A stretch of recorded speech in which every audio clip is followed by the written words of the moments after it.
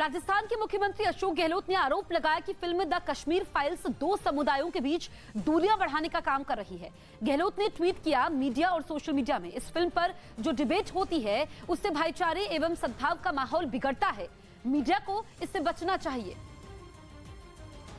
केंद्रीय मंत्री अश्विनी चौबे ने राजस्थान के सीएम अशोक गहलोत के आरोपों का जवाब दिया।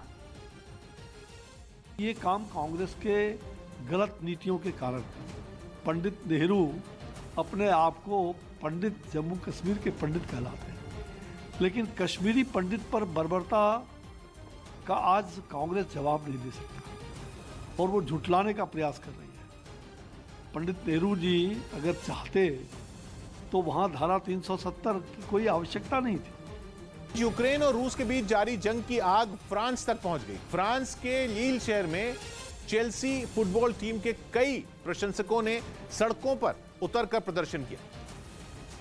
और यही नहीं, सड़क पर डटे इन प्रदर्शनकारियों ने पहले तोड़फोड़ की, फिर पुलिस वालों के ऊपर बोतलें फेंक दी।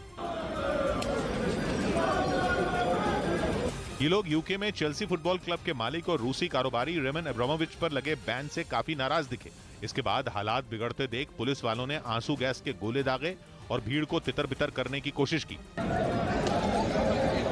लेकिन आंसू गैस से निकले धुएं के बीच भी कई प्रदर्शनकारी वहीं डटे रहे।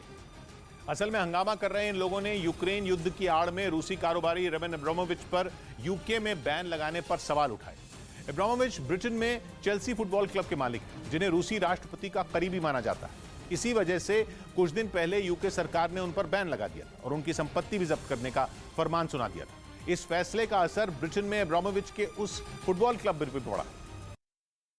रूस ने उसके खिलाफ साइबर हमले बढ़ने की बात कबूल कर ली है और बताया है कि यूक्रेन से जंग छिड़ने के बाद से उसकी कई सरकारी वेबसाइट को बार बार निशाने पर लिया गया। दावा तो यहां तक किया गया कि रूस की सबसे बड़ी एयरलाइन कंपनी एरोफ्लोट की वेबसाइट को खोलने में भी बीते कुछ हफ्तों में कई बार दिक्कतें आई।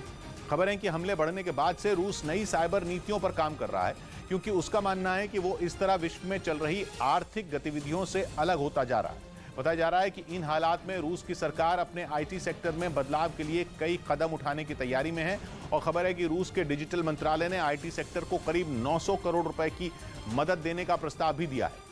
रूस और यूक्रेन में जारी जंग के बीच ऐसी खबर आई कि जापान भी परमाणु हथियार बना सकता है। वहां की सत्तारूढ़ लिबरल डेमोक्रेटिक पार्टी ने इसके लिए एक बड़ा ऐलान किया और जापान में परमाणु हथियारों को विकसित करने के लिए तैयारी की बात कही। यूक्रेन पर रूस के हमले के बाद वहां के हालात देखकर जापान भी अपने हाथों में न्यूक्लियर वेपन रखने की कोशिश में जुट गया। दूसरे विश्व युद्ध के दौरान जापान ने हिरोशिमा और नागासाकी पर हुए परमाणु हमलों और उसके असर को दशकों तक झेला। वहां लंबे समय से 3 नॉन न्यूक्लियर सिद्धांतों का पालन किया जा रहा है, यानी वहां परमाणु हथियार रखने और उन्हें बनाने पर पाबंदी है। लेकिन पूर्वी यूरोप में हो रही जंग ने उसे अपनी सुरक्षा पर दोबारा सोचने के लिए मजबूर कर दिया और इसी वजह से कुछ दिनों पहले जापान के पूर्व प्रधानमंत्री शिंजो आबे ने वहां परमाणु हथियारों पर लगी पाबंदी हटाने की मांग कर दी थी।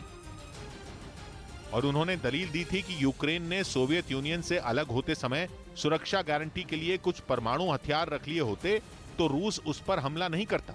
असल में जापान के पड़ोसी देश चीन और उत्तर कोरिया दोनों परमाणु हथियारों से संपन्न हैं, जिसने उसकी चिंता को और बढ़ा दिया।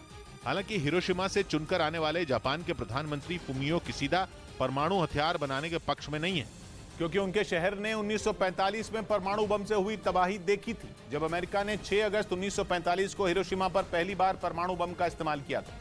और इसके ठीक 3 दिन बाद यानी 9 अगस्त को अमेरिका ने ही नागासाकी पर भी परमाणु बम गिराया था, जिसमें जापान के लाखों लोगों की जान चली गई थी।